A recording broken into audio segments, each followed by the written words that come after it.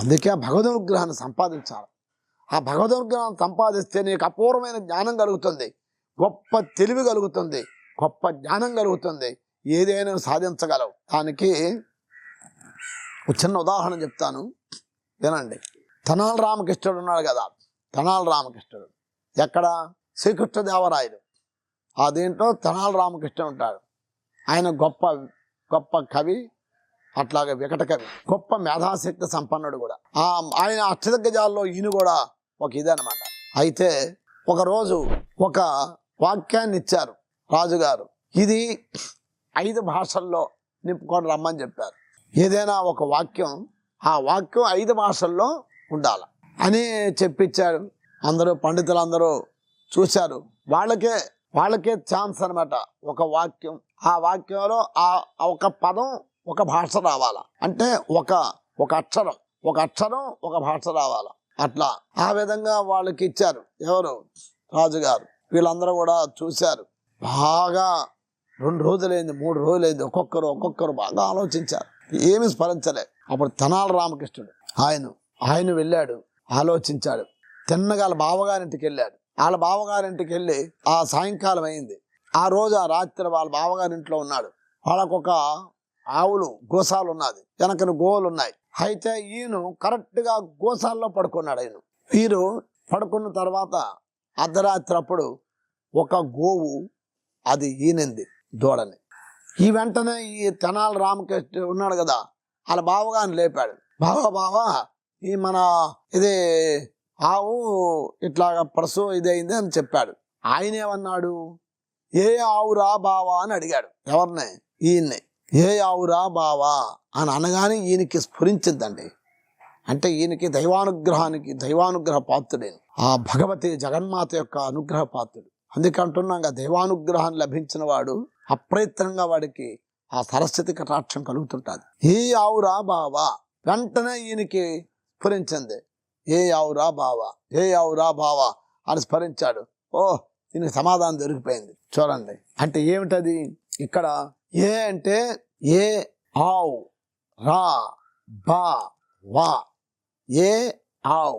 ఏ అంటే మరాఠీ, ఇక్కడ రా అనడానికి ఏ అంటే ఇటు రమ్మనంటే ఏయ్ అని మరాఠీ భాష. ఆవు అంటే ఏమిటి?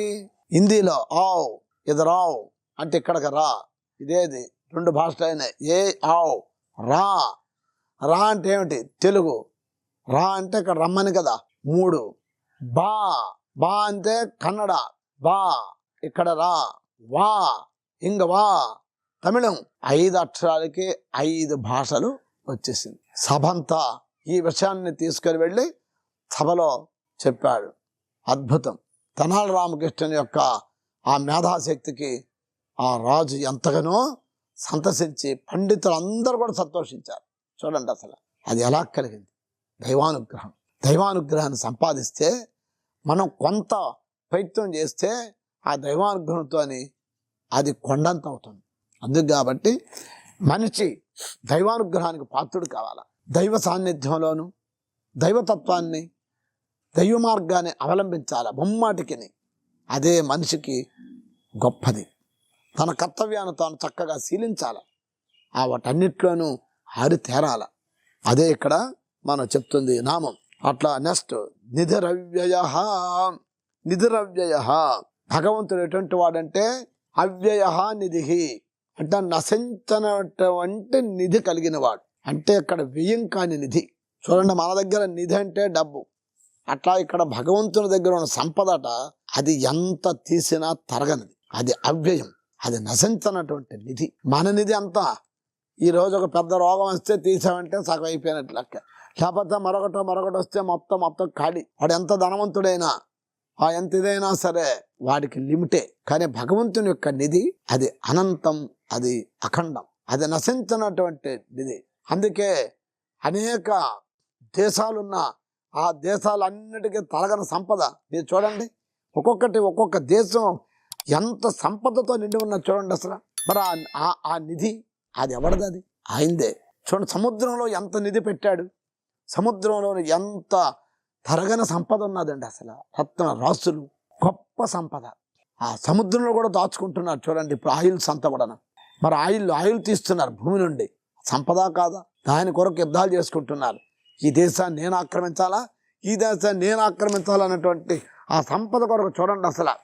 బంగారాలు ఎత్తుకుపోతున్నారు, వెండిలు ఎత్తుపోతున్నారు. చూడండి ఎంత సంపద, చూడండి భగవంతుడు యొక్క సంపద ఎంత అసలు. ఈ బ్రహ్మాండంలో నువ్వు ఏదో సంపాదించి కొట్టిస్తాడు అంటున్నావు, అది ఎంత అసలు. నీ సంపద ఆయన సంపద దగ్గర ఎందుకు? ఇదే లేదు. అందుకే ఆశపడకూడదు. ఎంత ఉన్నదో దానితోనే సంతృప్తి పొందాలి. సంతుష్టి మూడు జగంబులు పూజ్యండు, సంతోషకెప్పుడు జరుగు సుఖము. ఎప్పుడు సంతోషంగా ఉండాలి. నీకు ఏదైతే లభించిందో దానితో సంతృప్తి పొందాలి. ఆ సంతృప్తి లేని వాడికి ఈ జగత్తంత ఇచ్చినా వాడికి సరిపోదు. ఒక ఊరిలో ఒక ధనవంతుడు ఉన్నాడు. వానికి ఇంకా సంపదకి ఆశ తీరలే. ఆ పక్కన ఒక పెద్ద అడవి ఉంది. ఆ అడవికి వెళ్ళాడు. ఆ అడవిలో వెళ్ళిన తర్వాత అక్కడ కొంతమంది అడవిలో ఉన్నారు. ఆ అడవిలో ఉంటారు కదా వనచరులు, వాళ్ళని అడిగాడు, ఏమండి ఇదంతా మీదేనా అన్నాడు. ఇది మాదేనండి. మరి ఏమిటి, నాకు కొంత కావాలి అన్నారు. ఓకే, అట్లాగే నీకు ఎంత కావాలంటే అంత తీసుకోని అన్నారు.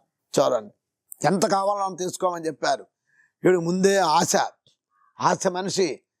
ఆశయా బద్ధతే లోకః కర్మణా బహుచింతయా. ఆశ చేత మనిషి బద్ధుడైపోతాడు. ఆశ చేత సమస్తము ఈ మొత్తం తన సంపద అంతా కోల్పోతాడు అనమాట. మరి అటువంటి ఆశతోని ఈ మనిషి అనుకున్నాడు, ఇదంతా మొత్తం కొన్ని 100 ఎకరాలు తీసుకోవాలనుకున్నాడు. అనుకోకుండా ఆయనకి అక్కడే ఒక పెద్ద జబ్బు వచ్చింది. ఆ మధ్యాహ్నం 2 గంటలకల్లా వాళ్ళ ముందే చనిపోయినాడు. చూడండి, సంపద అంతా ఏమైంది? ఆ ఉన్న సంపద చాలదా? ఆ సంపదను చక్కగా నీ జీవితాన్ని సద్వినియోగం చేసుకుంటే ఆ సంపదని అది సరిపోదా? ఆ సంపద చాలక దాని కొరకు మన యుద్ధాలు, ఒక్కొక్కరి మీద ఒక్కొక్కరు మనం రాగద్వేషాలు పెంచుకుంటున్నాం. అందుకు కాబట్టి ఆశను వదులుకోండి. ఈ నామం అదే చెప్తుంది. భగవంతుడు ఆయన గొప్ప నిధి. ఈ సమస్త ప్రాణులకి ఇచ్చేవాడు ఆయనే. అంత నిధి మన దగ్గర ఉండగా మనం ఎందుకని బెచ్చగాళ్ళమా? దగ్గరగా అడుక్కోవడం అవసరం లేదు. నీ ప్రయత్నం చెయ్యు అని ఇక్కడ చెప్తుందన్నమాట. అవ్యయం నిధి విశేషేణ సమస్త ప్రాణి కోటులను ప్రళయకాలమందు తన యందే భద్రపరుచుకొని వాడనమాట. అది కూడా ఈ సమస్త ప్రాణుల్ని తన యందే ఉంచుకుంటాడు. సృష్టి ప్రారంభంలో సమస్త ప్రాణుల్ని బయటికి తీస్తాడు. మరి అటువంటి నిధి ఓం అవ్యయాయ నధయే నమః, అనంతమైన నిధి స్వరూపుడైన భగవంతుడికి నమస్కారం అని చెప్తుంది. సంభవ అని నామం భగవంతుడికి. సంభవ అంటే తనకు తానుగానే పుట్టినవాడు, ఇతరులు ఎవరు ఆయనకి కారణం లేదు. పరిత్రాణాయ సాధూనాం వినాశాయ చ దుష్కృతాం ధర్మ సంస్థాపనార్థాయ సంభవామి యుగే యుగే. ప్రతి యుగమునందు నేను అవతారం ఎత్తుతూ ఉంటాను, నాకు నేనే పుడుతూ ఉంటుంటాను. సుజామ్యహం అని అటువంటి భగవంతుడికి పేరు సంభవ. అంటే సమస్త ప్రాణికోటులని వారి యొక్క శుభ కర్మానుసారముగా జన్మింపజేసి వాళ్ళకి సుఖదుఖాలని ఇచ్చేవాడు ఒకటి. అందుకే భగవంతుడికి ఏమిటి, కర్మ సిద్ధాంతానికి అతీతుడైన భగవంతుడు. కర్మ సిద్ధాంతానికి అతీతుడైన, కర్మ సిద్ధాంతానికి లోబడిన వారు మనం కర్మ సిద్ధాంతానికి అతీతుడైన. మనం ఏదైతే కర్మ చేశామో ఆ కర్మకి ఫలితాన్ని కలిగించేవాడు భగవంతుడు. అందుకు కాబట్టి జన్మకు కర్మ కారణం కాదు, తనంతడు తాను ఇచ్చానుసారముగా పుట్టినవాడు.